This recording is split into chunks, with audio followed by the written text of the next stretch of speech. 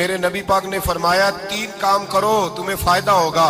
حضرت عبد الرحمن ابن عوف فرماتے ہیں میں نے اس کا تجربہ کیا اس حدیث کا, اور آپ فرمایا کرتے تھے مجھے اللہ کی عزت کی قسم جو میرے نبی نے کہا حق اور سچی کا ہے, حق اور سچ کا ہے. حضور سید عالم صلی اللہ علیہ وسلم نے فرمایا صدقہ دینے سے مال کم نہیں ہوتا.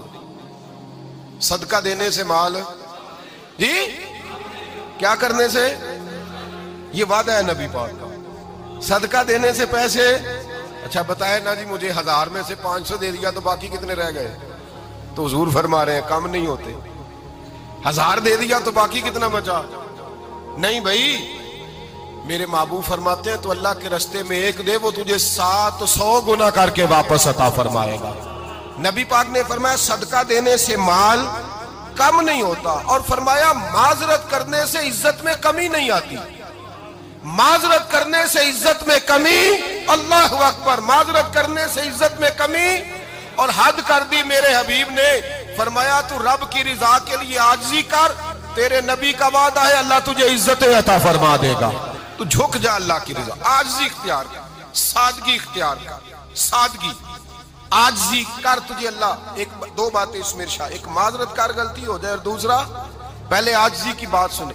حضرت عمر بن عبدالعزیز بادشاہ تھے, سوئے ہوئے تھے, غلام بھی پاس آرام کر رہا تھا, مہمان بھی آئے تھے. غلام کی ڈیوٹی تھی ہر وقت حضرت کے پاس رہنا. اب سوئے ہوئے دیر ہو گئی, غلام بیچارہ تھوڑا تھوڑا اونگ آتے آتے سو گیا. حضرت چراغ روشن تھا, کچھ لکھ رہے تھے, مہمان بیٹھا تھا, خادم سو گیا. اب چراغ نہ آہستہ آہستہ گل ہو گیا, بجھ گیا. حضرت اٹھے, بوڑھے آدمی تھے, چراغ صحیح کرنے. مہمان کہنے لگے حضور میں نہ کر دوں, میں نہ کر دوں. کہنے لگے نہیں تم مہمان ہو, مہمان سے خدمت نہیں لی جاتی. تو اس نے کہا غلام کو جگائیے. فرمانے لگے ابھی تو بیچارہ سویا ہے اور نیند سے بیدار کر دوں. خود گئے, اس میں تیل دوبارہ ڈالا, بتی ٹھیک کی, جلائی, واپس آ گئے. وہ مہمان, اب بادشاہ کا مہمان بھی تو کوئی بادشاہ ہی ہوگا نا. کہنے لگا حضور آپ اپنے کام خود کرتے ہیں, کیا لفظ ہے, کیا حسن ہے, اور 2 جملوں میں کیا تاثیر ہے. آپ فرمانے لگے ہاں میں اپنے کام خود کرتا ہوں. جب میں گیا تھا تب بھی عمر بن عبدالعزیز ہی تھا, اور جب چراغ صحیح کر کے واپس آیا ہوں تو پھر بھی عمر بن عبدالعزیز ہی ہوں. میرے اندر کوئی تبدیلی آئی, میں وہی ہوں جو گیا تھا. حضرت سیدنا فاروق اعظم رضی اللہ تعالیٰ عنہ فرماتے میں بیٹھا تھا, اور ابھی 3 دن ہوئے تھے نبی پاک صلی اللہ علیہ وسلم کے وصال ظاہری کو. میں بیٹھا ہوا تھا, 2-3 بچیاں آ گئی, اور حضرت ابو بکر صدیق رضی اللہ تعالیٰ عنہ کے سامنے آ کے بیٹھ کے رونے لگی. جناب صدیق اکبر رضی اللہ تعالیٰ عنہ کا بچیوں روتی کیوں ہو؟ تو کہنے لگے آپ خلیفہ بن گئے ہیں. جب سے ہمارے ابا کا انتقال ہوا تھا ہمارا ذریعہ معاش یہ تھا کہ ہم نے بکریاں رکھی ہوئی تھی. آپ روز آتے تھے, بکریوں کا دودھ دھوتے تھے, ہم پی بھی لیتی تھی, بیچ کے گزارا بھی کر لیتی. اب آپ تو خلیفہ بن گئے, کون آیا کرے گا؟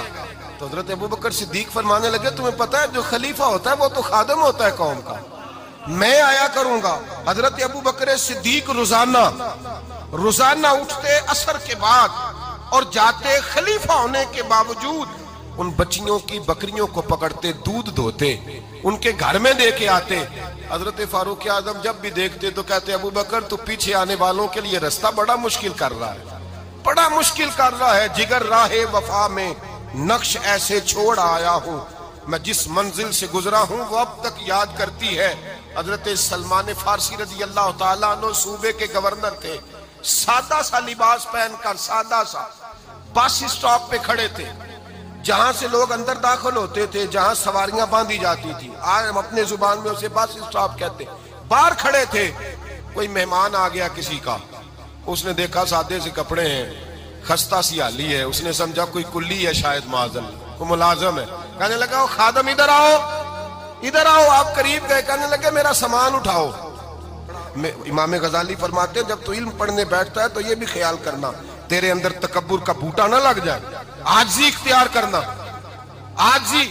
سر پہ رکھا ہوا ہے سامان, حضرت سلمان فارسی نے, گورنر صاحب نے, اس آدمی کا, مہمان کا سر پہ سامان رکھا اور جا رہے. سنو اور غور کرو. جب جا رہے تھے جو آدمی بھی ملتا گورنر صاحب ہمیں دے دے.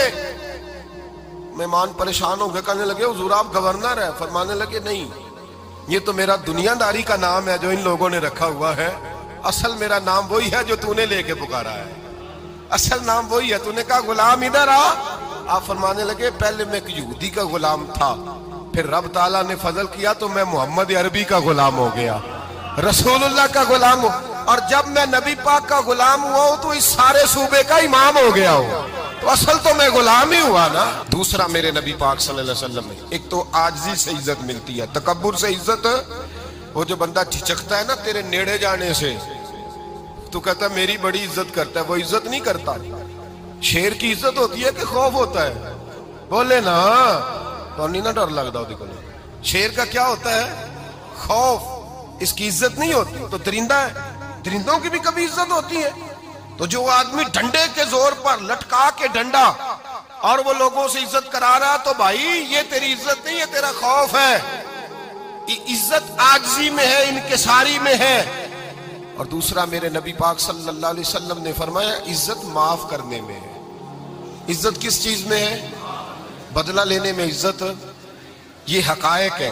عزت بدلہ لینے، جس نے ایک تھپڑ کے جواب میں 2 مارے وہ باعزت نہیں، بلکہ مسند امام احمد بن حنبل پڑھی، حضرت موسیٰ علیہ السلام کوہ طور پہ کھڑے، میرے رسول پاک علیہ السلام فرماتے ہیں جناب موسیٰ علیہ السلام نے اللہ کی بارگاہ میں عرض کیا، اے اللہ ساری دنیا کہتی ہے ہم عزت والے ہیں، ہم عزت والے، من اعز عبادک یا اللہ، اے اللہ تو بتا تیرے بندوں میں عزت والا کون ہے؟